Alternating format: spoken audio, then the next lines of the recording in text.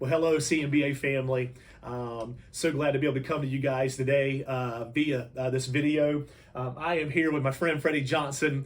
Freddy is the pastor here at Northpoint Community Church. I'm actually in his office this morning.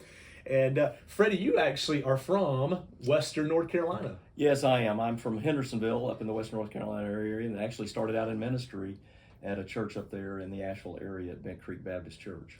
Well, and that's why we're actually together today. Freddie came to me just a couple of weeks ago, and most of you guys know we're very aware of the situation in Western North Carolina since Hurricane Helene hit months ago now.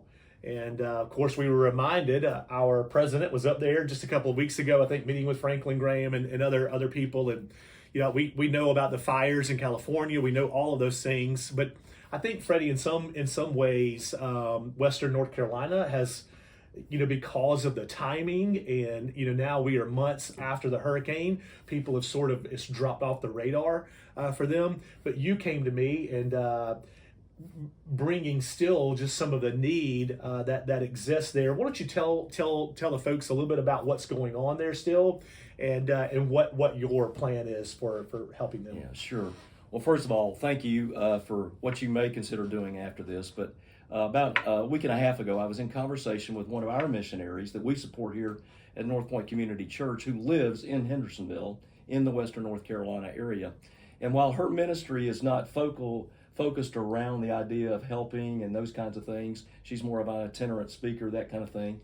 But she felt led, that God led her into helping out with families, especially families who have been displaced during this time. And even though it's been about 3 or 4 months now since the hurricane came through, and there have been great strides made through all kinds of different Christian organizations and government projects and all these different things, the tendency is for us to think that things are just better there, and they are better to a certain degree. But she and I were having a conversation, and she's been working with 27 families that are displaced. Now, by God's grace, and by folks like you making contributions either financially or through some other ways that I'll explain in a minute, 13 of those families have been put into some type of either temporary or semi-permanent type housing to get them off the streets.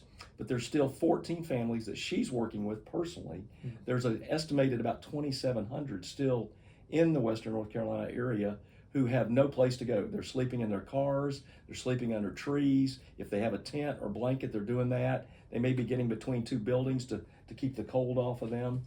And so when I was having this conversation, I just felt like the Lord put it on my heart, but we need to do something to make a difference with that. So I met with the leadership of our church, and immediately said, yes, we need to help with that. So we were, these 14 families have been staying in a hotel up in the Western North Carolina area, and the government money that was paying for that ran out as recently as last Friday, which was January 31st, okay?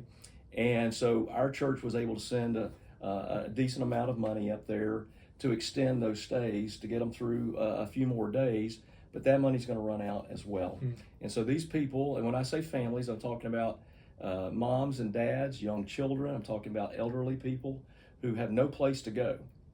And so my appeal to you would be this, you can do one of three things, and maybe all three if you can. One is to pray. Just pray that God will step up. I actually, via phone, spoke with the state senator in Western North Carolina last week, and they were not aware of these situations. So they are actually actively involved now trying to get some funds in, some different things to help with this. But we, the church, I believe, are called to help people. And so the first thing you can do is pray. The second thing is you can give financially. And Jamie has asked me to be the conduit, our church to be the conduit for that. Our bookkeeper is the same bookkeeper for the association, so you can trust that things will be taken care of. But you can send your check to Northpoint Community Church, put in the note field, Western North Carolina, and you can send it to 132 Beckett Lane, Columbia, South Carolina, 29223. Or you can go to our website, which is www.northpointcolumbia, make sure you get Columbia in there, .com. And there's a donate button up there, and you can do the same thing there. Just put in the note field, Western North Carolina, and the bookkeeper will make sure that those funds go to where they need to go.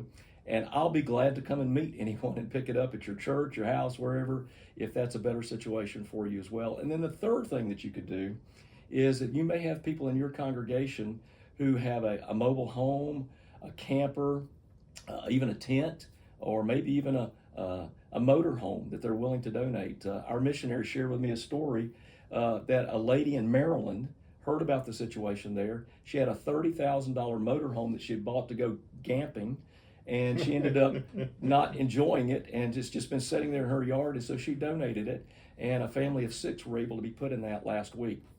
And so there's all kinds of things that you can do to help with that. So please just consider what you can do with that, and we would love to be help make that happen. Man, Freddie, thank you guys for caring so much. And I know a lot of you guys since the hurricane have been trying to figure out what's the best way to help. What should we do? Here is a tangible way to help.